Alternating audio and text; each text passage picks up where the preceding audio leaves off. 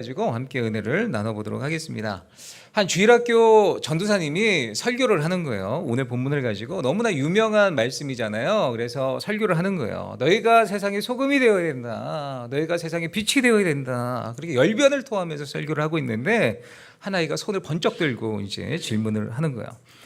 전도사님, 저는요 소금과 빛 둘 다 되는 것 힘들 것 같고요. 하나만 되겠습니다. 하나만. 저는 소금이 될래요.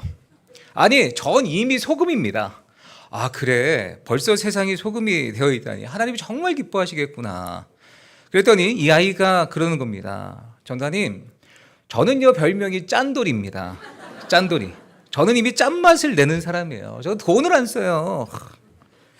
여러분, 예수님이 세상에 소금이 되라고 하신 말씀이 짠돌이가 되거라 그런 말씀인가요? 그런 의미가 아니죠. 둘 중에 하나만 취사 선택하라는 그런 의미도 아닐 것입니다. 오늘 보면 마태복음 5장은요 너무도 유명한 산상수훈의 말씀입니다. 산상수훈의 시작인 5장 1절 말씀에 보면 예수님께서 누구에게 말씀하셨다 기록하고 있냐면 제자들에게 말씀하셨다고 기록하고 있습니다. 산상수훈은 5장부터 7장까지의 말씀인데요. 누구 가운데 특별히 주신 말씀이냐면 제자들, 그리스도인들에게 주신 말씀입니다. 제자인 너희는 이런 존재이고 이렇게 살아야 된다. 이것이 산상수훈의 말씀입니다. 오늘 본문에 보면 예수님은 제자들에게 말씀하시기를 너희는 세상의 소금이다. 너희는 세상의 빛이다 말씀하셨어요. 예수님의 제자는 세상의 소금이 되고 세상의 빛이라는 거예요. 너희는 세상의 소금과 같은 존재야. 빛과 같은 존재야. 라는 그런 명령이나 예수님의 호소가 아니죠. 이미 그 존재 자체가 소금이고 빛이라는 것입니다. 예수님이 우리를 부르신 뒤로 우리는 소금이 아니었던 적이 없다는 거예요. 또 빛이 아니었던 적이 없다는 것입니다. 주님께서 우리를 제자로 부르실 때에 그 부르심은 소금과 빛된 제자로서의 삶으로 부르셨기 때문입니다. 소금과 빛은 우리의 정체성, 우리의 본질입니다. 여러분, 대장금에 보시면 이런 유명한 대사가 있죠. 이제 어린 대장금의 미각을 테스트하게 되는데 음식을 맛보고 그 음식에 들어간 재료를 알아맞추는 문제가 주어졌습니다. 무슨 맛이 나느냐? 홍시 맛이 납니다. 왜 홍시 맛이라고 생각하였느냐? 어찌 홍시라 생각했느냐 하시면 그냥 홍시 맛이 나서 홍시라고 생각한 것이 온데, 이런 유명한 대사 있지 않습니까? 무슨 말이에요? 홍시 본연의 맛을 잃지 않았기 때문에 맛이 드러났다는 거예요. 그 홍시의 본질이 아직 그 가운데 있기 때문에 그게 홍시 맛이 드러났다는 것입니다. 그리스도의 제자가 그렇다는 거예요. 우리의 존재 자체는 어두운 세상 가운데 섞여 있어도 너무도 당연하게 우리의 삶이 소금이요, 빛이요, 삶을 살아가는 예수님의 제자된 정체성, 그 본질을 잃지 않아 반드시 맛을 내고 반드시 빛을 낸다는 거죠. 그러면 예수님의 제자로서 살아야 할 마땅한 빛과 소금의 모습이 무엇인지 말씀을 통해 구체적으로 살펴보겠습니다. 첫 번째 같이 있습니다. 우리는 세상에 맛을 내고 부패를 방지하는 소금이다. 우리는 세상에 맛을 내는 존재이고 세상이 썩어가는 것을 방지하는 우리 방부제 역할을 하는 존재라는 것입니다. 13절 상반절 말씀을 함께 읽겠습니다. 너희는 세상의 소금이니 소금이 만일 그 맛을 잃으면 무엇으로 짜게 하리요? 주님은 우리에게 세상의 소금이라 하셨습니다. 너희는 교회 안에 소금이 되거라 말씀하지 않으셨어요.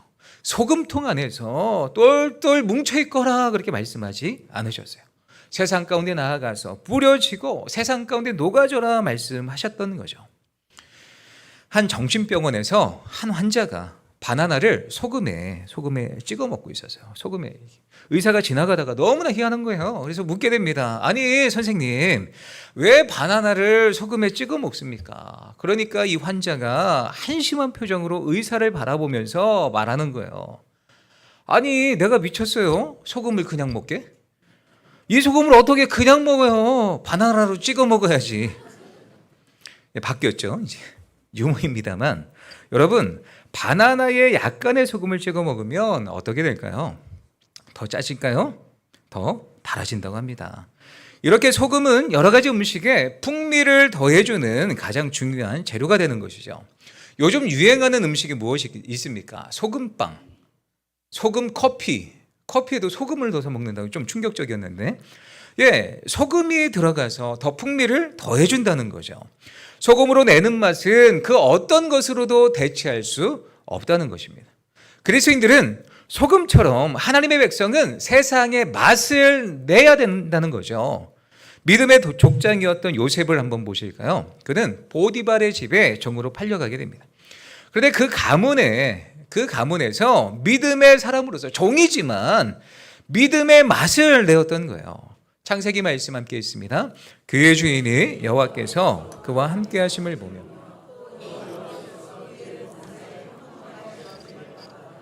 이 말씀에 보면 요셉은 믿음의 사람으로서 그 종으로 팔려갔지만 그 가운데 삶의 맛을 내고 있었던 거예요. 종으로 팔려왔지만 여전히 요셉의 삶을 통해서 복음의 맛이 드러났다는 거예요. 주인에게 여호와께서 요셉과 함께 하심을 그가 보도록 하였습니다. 여호와께서 요셉과 함께 하셔서 범사에 그에게 형통케 하심을 보게 하셨던 거예요. 그래서 주인은요, 요셉을 가정총무로 삼게 됩니다. 가정총무로 삼고부터 집이 더 잘 되는 거예요. 여호와께서 요셉을 통해 복을 주시는 거예요. 성경 말씀에 보면 요셉을 통해 종이었던 요셉을 가정총무로 삼았을 때에 보디발의 집과 보디발의 밭에 있는 모든 소유에 하나님께서 복을 주셨다 말하고 있습니다. 보디발은 요셉을 통해 하나님을 본 거예요. 요셉의 삶을 통해 여호와 신앙에 대한 맛을 보게 된 줄 믿습니다. 무엇인가 다른 삶을 살았다는 거죠. 그렇습니다. 우리는 다른 삶을 사람들에게 보여줘야 됩니다. 그리스도를 믿는 그 믿음으로 복음의 맛을 세상 가운데 녹여내야 한다는 거죠. 제가 청년부 사역을 할 때 스스로 교회에 등록하러 온 청년이 있었습니다. 그래서 어떻게 교회에 등록하게 되었는지 묻게 되었어요. 자신은 한국의 어떤 대형 은행에서 근무를 했었는데 인도의 파견직으로 떠났다는 거예요. 그래서 몇 년 동안 인도에서 근무했다는 거죠. 너무 힘들었대요. 음식도 그렇고 사람들도 그렇고 환경도 그렇고 모든 게 다 정말 힘든 상황이었대요. 이 자매는 신앙도 없었습니다.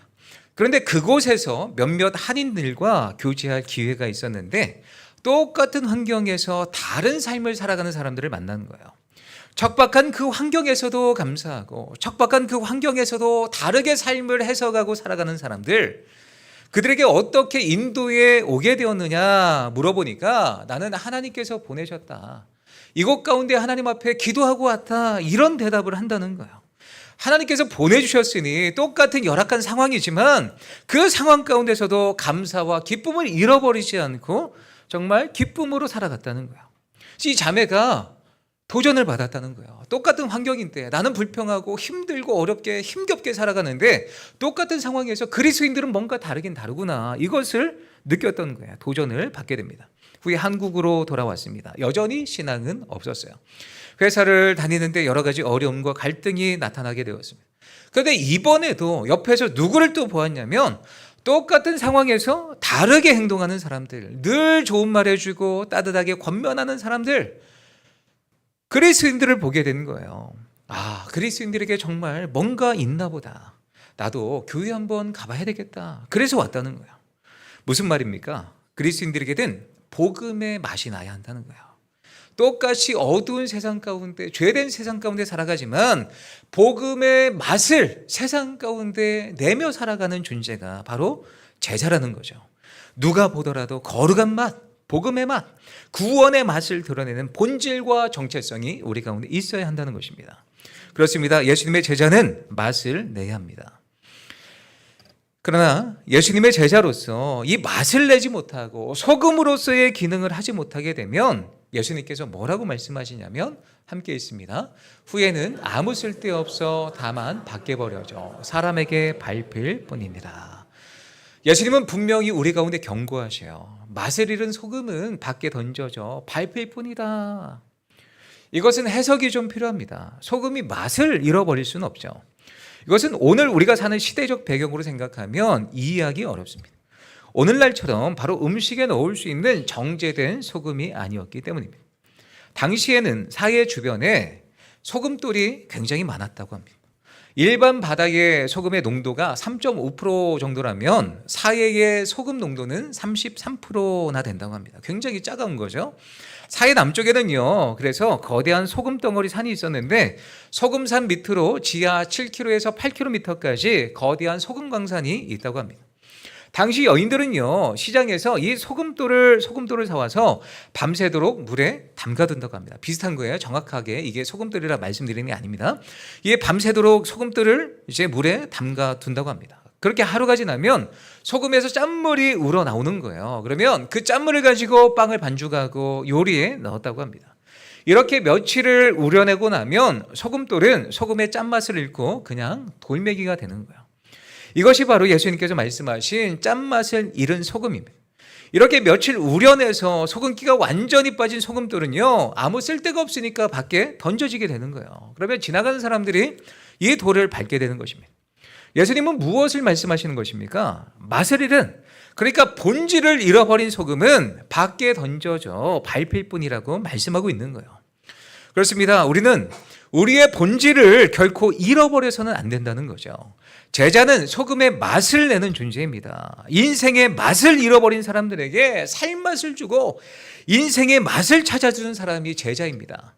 남편은 아내에게, 아내는 남편에게, 부모는 자녀에게, 자녀는 부모에게, 친구들과 나의 이웃들에게 이렇게 복음으로 인생의 맛을 찾아주어야 합니다. 이것이 그리스도인이 감당해야 될 삶의 모습인 거죠. 인생을 살아야 될 목적도 이유도 잃어버린 사람들에게 구원의 소망이신 예수 그리스도를 소개해주는 세상의 소금이 되시기를 축복합니다. 소금과 같이 다른 누군가에게 천국의 풍미를 느끼게 해주는 귀한 인생을 살아가시기를 축복합니다. 두 번째, 소금의 기능입니다. 소금은 부패를 막는 방부제로 사용하죠. 요즘 집집마다 냉장고가 있어요. 김치 냉장고가 있어서 생선, 채소, 음식물 다 신선하게 보관합니다. 근데 옛날에는 냉장고가 없을 때는 음식이 부패하는 거예요. 썩는 거예요. 그래서 이걸 방지하려고 소금의 간을, 염장을 세게 하게 됩니다. 김치도 오래 먹으려고 간을 세게 해서 김장하는 것 아닙니까? 고등어도 소금으로 절여서 보관하게 됩니다. 소금으로 다른 것이 부패하지 않도록 했다는 거죠. 이 소금은 자신뿐 아니라 다른 무엇을 썩지 않도록 지켜주는 역할을 합니다. 저 거대한 바닷물을 짜게 만드는 것은 바닷속에 녹아있는 소금 때문이죠. 그런데 그것은 아까 말씀드린 대로 불과 3.5%밖에 안 된다는 거죠. 육지 위의 고인물은 금방 썩습니다. 바닷물도 일종의 지구 위의 거대한 고인물이죠. 그런데 이 바닷물이 썩지 않는 이유가 있다면 그 안에 3.5%밖에 안 되는 소금이 있기 때문이죠. 세상 속에서 우리가 살아가지만 우리가 세상과 같아지는 것이 아니라 세상을 변화시키는 것, 이것이 우리가 살아내야 될 소금의 모습이라는 거예요. 우리의 모습으로 이 거대한 악한 세상을 정말 부패를 방지하는 것, 방부제가 되는 것, 이게 제자된 우리의 모습이라는 것입니다. 이제 세상에서 소금이 된다는 의미가 명확해지지 않았습니까? 소금이 들어가는 곳에 화학 반응이 일어나야 합니다. 맛이 달라져야 되고 맛이 나야 합니다. 부패를 방지할 수 있어야 합니다.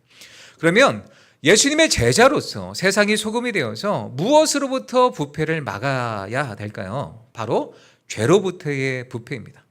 아담의 불순종으로 인해서 죄가 세상에 들어온 뒤로 온갖 부패가 넘쳐납니다. 하나님을 점점 멀리하는 것, 우상 숭배, 하나님이 제정해 놓으신 가치관 안에서 점점 멀어지는 것이 죄이죠.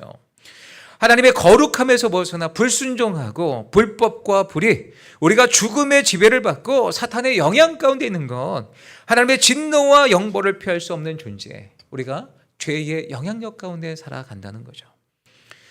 이러한 세상 속에서 우리가 예수 그리스도를 믿는 믿음으로 복음을 전하고 삶을 녹여낼 때 세상이 부패하지 않게 된다는 것입니다. 1907년 평양 대부흥은 믿음의 사람들이 세상의 소금이 되어서 그 맛을 내고 세상의 부패를 막았던 좋은 선례를 남겨주고 있습니다. 마포삼열 선교사님이 계세요. 이 마포삼열 선교사님의 증언에 의하면 평양은요, 기생이 가장 많아 음란한 곳이었고 폭력배들이 들끓는 타락한 도성이었다고 합니다. 그래서 평양이야말로 정말 교회를 세우기에 가장 적합한 곳이라고 선교부에 보고했던 거예요. 죄된 곳에 복음이 필요하기 때문이죠. 죄된 곳에 예수 그리스도의 복음을 통해서 정말 그들이 변해야 되기 때문입니다. 그렇게 이 마포삼열 목사님을 통해서 평양 땅에 널다리골 교회가 세워졌고, 이 널다리골 교회가 후에 유명하게 되었던 장대현 교회가 됩니다. 이 교회에서 어떤 일이 벌어집니까? 1907년 평양 대부흥 운동이 일어나게 됩니다. 이 평양 대부흥을 목격했던 한 선교사님에 의하면 그는 이렇게 고백을 하고 있습니다. 회개는 결코 고백과 눈물에만 그치지 않았고, 무엇이든 갚아야 할 것은 갚는다는 행위가 일어났고 평화가 찾아왔다. 거리 어디서나 사람들은 집집마다 찾아다니며 상처를 준 사람들에게 고백하고, 교인이건 아니건 관계없이 재산이나 돈을 훔쳤으면 갚아주었다. 전거리가 동요됐다. 한 교인이 찾아와서 몇 년 전에 부정하게 번 거액의 돈을 갚고 가는 것을 보고 한 중국 상인은 크게 놀랐다. 이렇게 당시 그리스도인들은 예수 그리스도를 영접하고 복음으로 변화를 받게 됩니다. 그래서 내면의 변화를 얻은 그들은요, 자신만 변화된 것이 아니라 소금이 되어서 어디로 들어간 거예요? 악한 세상, 평양 도성, 음란하고 이 폭력이 들끓는 그 땅으로 들어가는 거예요. 그리고 복음을 증거하고 사회 곳곳을 변화시키게 됩니다. 기생집이 문을 닫게 되었고, 사람들은 온순해졌고, 주일이면 성수주의를 위해서 시내 상점들이 문을 닫고 장사를 하지 않게 됩니다. 평양의 거상 대부분이 그리스도인이어서 예수를 믿지 않았던 상인조차 팔 물건을 공급하지 못해 문을 닫았다고 합니다. 이것이 우연입니까? 어떻게 가능했던 일일까요? 복음 앞에 섰던 그리스도인들이 내면의 변화만 겪은 것이 아니라 세상 가운데 뿌려지고 녹아져서 모든 죄악들을 몰아내는 데 사용되어졌기 때문입니다. 우리의 정체성이 소금이라는 거예요. 우리가 세상 가운데 녹아지고 뿌려져서 세상에 더럽고 추악한 죄들이 사라지게 하는 삶, 그것이 소금된 우리들의 정체성인 줄 믿으시기 바랍니다. 그러므로 우리는 바다와 같은 세상 속으로 들어가야 합니다. 세상에 들어가서 녹아져야 합니다. 세상에 동화되는 것이 아니라 세상을 살맛나게 하기 위해 세상 가운데 녹아져야 합니다. 지금의 대한민국을 한번 보실까요? 대한민국의 기독교인의 영향력은 어떻습니까? 지금 대한민국의 기독교인의 퍼센트가 15% 된다고 합니다. 예전에 30%에 비하면 너무나 적어졌다고 생각하십니까? 그런데 소금은 불과 3.5%의 농도로 이 바다의 부패를 막는다는 것을 기억하십시오. 우리가 세상 속에서 뿌려지고 녹아지면 분명히 세상은 달라질 것입니다. 지금 우리나라는요, OECD 국가 중 자살률 1위라는 불명예를 안고 있습니다. 인구 10만 명당 24명이 자살한다고 합니다. 세상에 이렇게 고통당하는 자들이 너무 많다는 거예요. 신음하고 있는 백성들이 너무 많다는 거예요. 죄 가운데 노출된 자들이 너무도 많다는 것입니다. 이렇게 자살, 마약, 중독, 음란, 학교폭력, 온갖 갑질, 동성애 등등 너무도 많은 죄악의 문제가 사회 가운데 널려져 있다는 거죠. 이제 우리가 소금이 되어서 사회 곳곳에 들어가 뿌려지고 녹아져서 죄악으로 썩어가는 이 세상의 부패를 막는 성도님들로 살아가시기를 축복합니다. 우리는 세상의 소금입니다. 두 번째입니다. 같이 읽습니다. 우리는 예수님을 통해 세상에 생명을 주고 어두움을 밝히는 빛이다. 우리는 예수님을 통해 빛을 받아 정말 세상 가운데 생명을 주고 어두움을 밝히는 빛이 된다는 거예요. 빛에는 두 가지 특징이 있습니다. 여러 가지 특징이 있겠지만 두 가지만 오늘 살펴보도록 하겠습니다. 첫 번째 특징이 있다면 빛은 생명을 준다는 거예요. 대초에 하나님께서 천지를 창조하실 때에 제일 먼저 창조하신 것은 빛을 창조하셨습니다. 빛을 창조하기 전에는요, 땅이 혼돈하고 공허하고 흑암이 깊음 위에 있었습니다.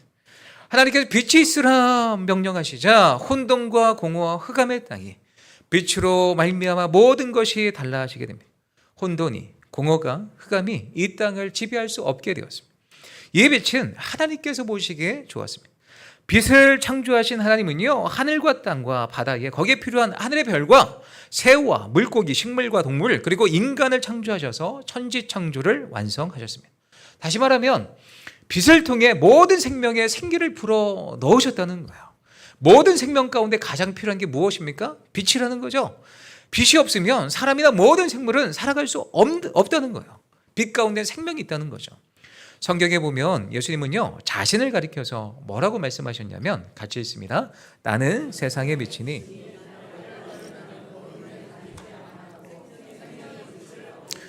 예수님은 나는 세상의 빛이다 말씀하셨어요. 그 예수님이 우리에게 생명의 빛을 주신다 또 말씀하십니다.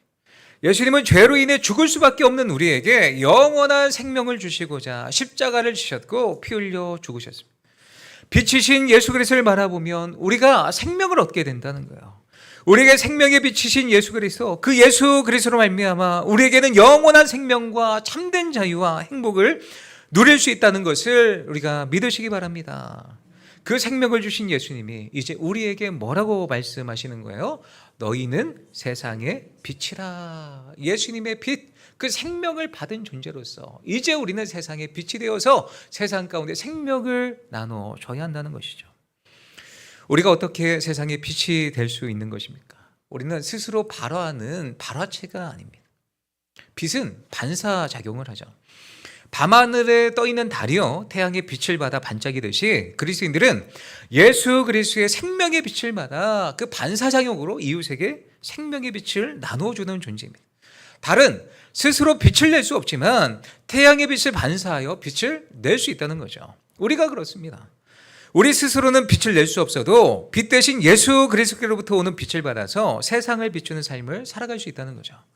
사마리아 수가성의 우물가에서 예수님을 만난 그 여인, 구원의 기쁨, 생명의 빛이신 예수 그리스도를 만남으로 생명을 얻은 이자가 동네 곳곳으로 들어갑니다. 침투합니다.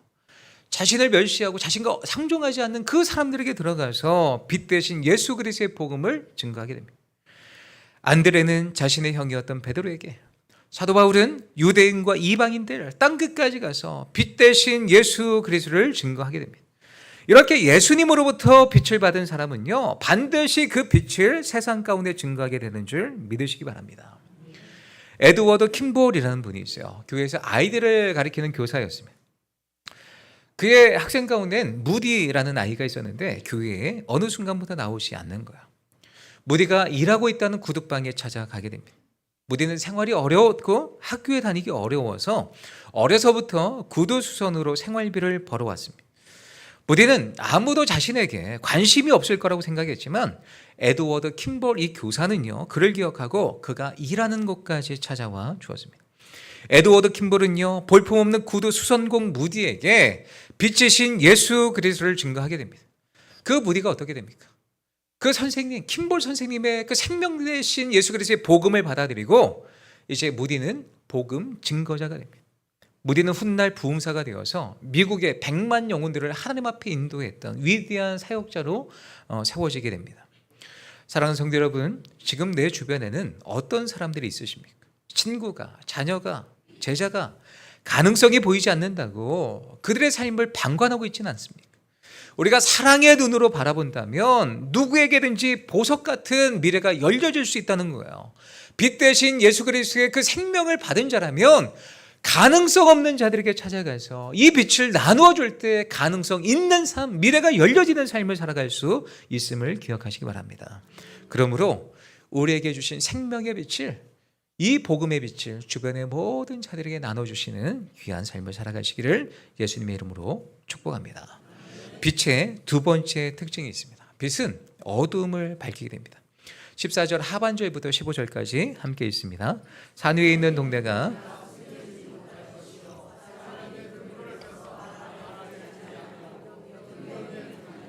이러므로 집안 모든 사람에게 비치느니라.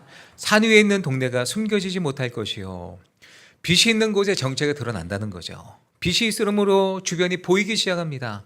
등불을 켜서 말 아래에 두지 않는다 말합니다. 등불을 켜는 이유가 무엇입니까? 온 집안을 비추기 위함이죠. 그 빛이 너무 아까워서 이 빛이 새가는 거 너무 아깝다, 바가지로 등불을 덮는 것은 어리석다는 것이죠. 이렇게 빛을 비춤으로 사람들로 하여금 활동할 수 있게 해줘야 된다는 것입니다. 예수님은 우리에게 빛이라고 말씀하십니다. 그리고 이 빛을 누구에게 빛이라고 하십니까? 16절 말씀 같이 읽습니다. 이같이 너희 빛이 사람 앞에 비치게 하여 그들로 너희 착한 행실을 보고 하늘에 계신 너희 아버지께 영광을 돌리게 하라. 누구에게 비치게 하라고요? 사람 앞에 비치게 하여. 사람 앞에라고 이야기를 하고 있습니다. 헬라 성경에서 사용한 이 앞에라는 단어는요, 장소적으로 다른 사람들 앞에 어떤 모습이나 태도를 보인다는 뜻일 뿐 아니라 시간적으로 보면 다른 사람들보다 앞서 행한다는 거예요. 그러니까 본을 보인다는 거죠. 진리의 빛을 가지고 사람들 앞에 서서 사람들을 인도해야 될 의무가 우리에게 있다는 것입니다. 그러면 어떻게 우리가 다른 사람들 앞에 서서 앞서 행하는 모습을 보여줄 수 있을까요? 강조된 표현이 있죠. 그들로 너희 착한 행실을 보고 빛된 삶은 착한 행실로 드러난다는 거예요. 우리의 빛은 착한 행실로 반드시 드러난다는 것입니다. 이 착하다라는 것은 궁극적으로 하나님이 세계를 창조하신 목적과 관련이 있습니다. 이 착한 행실은 진리에 근거한 도덕적 선을 포함합니다. 또한 다른 사람들로부터 칭찬받을 만한 행동을 가리킵니다. 그러므로 착한 행실이란 이 세계를 창조하신 하나님의 위엄이 드러나야 되고, 또한 우리의 착한 행실을 통해 피조물들이 하나님과의 관계에서 안정과 행복을 누려야 하는 것이죠.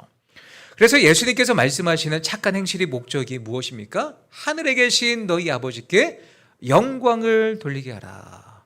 우리가 진리에 근거한 도덕적 선행, 착한 삶을 통하여서 하나님의 영광을 위해 살아가야 한다는 거죠.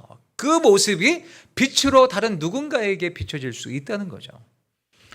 한국의 슈바이처로 불려지던 장기려 박사님이 계시죠. 6.25가 끝난 뒤에 우리나라 사람들 대부분이 그야말로 가난에 시달렸습니다. 당연히 먹지 못해서 아픈 환자들이 많았죠. 때론 먹기만 잘 먹어도 나을 병들이 너무나 많았다고 합니다. 어느 날 장기려 박사님은요, 한 환자에게 처방전을 써주게 되는데 이 환자에게 닭 2마리 값을 내주시오라는 처방전을 써주게 됩니다. 이게 원무가가 너무 황당한 거예요. 이 병원 운영을 해야 되는데, 돈을 받아서 운영을 해야 되는데, 이제 땅 파서 장사하는 것도 아니잖아요. 근데 병원 돈으로 이 환자에게 닭 2마리 값을 내주라는 거예요. 이제 거절을 하게 됩니다. 그랬을 때는 이제 이 장기려 박사님이 나의 월급에서 이제 제하여서 이 환자에게 닭 2마리를 사줘라라고 할 정도로 환자들을 정말 사랑으로 섬겼던 분입니다. 또한 장기려 박사님은요, 가난한 환자들이 있다면 정말 추워 떨고 있는 자들, 그들에게 찾아가서 내복을 사주었고 수술비를 대신 내주기도 했습니다. 1957년 복음병원을 신축했을 때의 일입니다. 한 직원이 장기려 박사님의 안색을 보니까 좋지 않아 보이는 거예요. 그래서 묻게 됩니다. 왜 그러십니까? 무슨 일 있으십니까? 이때 뭐라고 대답하시냐면, 이 큰 병원을 운영하려면 가난한 사람들한테도 돈을 받아야 할 텐데 이게 좋은 일인지 모르겠다라고 걱정을 하셨다고 합니다. 이렇게 장기려 박사님은요, 평생 가난하고 병든 사람들에게 선행을, 사랑을 베풀었던 거예요. 당시 부산 사람들은요, 복음병원에 가자라고 말하지 않고 장 박사한테 가자, 장 박사한테 간다라고 말했을 정도라고 합니다. 왜냐하면 장기려 박사님에게 진료를 받으면 몸뿐 아니라 영혼까지도, 마음까지도 위안을 받았기 때문입니다. 사랑하는 성도 여러분, 우리가 이런 삶을 살아가야 되지 않을까요? 빛은 어둠을 밝게 하는데 그 사명이 있습니다. 그리스도인들은 세상을 위해 존재하죠. 이것은 우리의 선택이 아니라 우리의 정체성입니다. 우리의 본질이죠. 빛이 있으면 어둠은 소리 없이 사라집니다. 어둠은 물러갑니다. 세상에 감동을 주는 아름다운 삶을 실천하면 세상은 변화되고 수많은 사람들이 주님의 구원의 은총을 누릴 것입니다. 말씀을 맺겠습니다.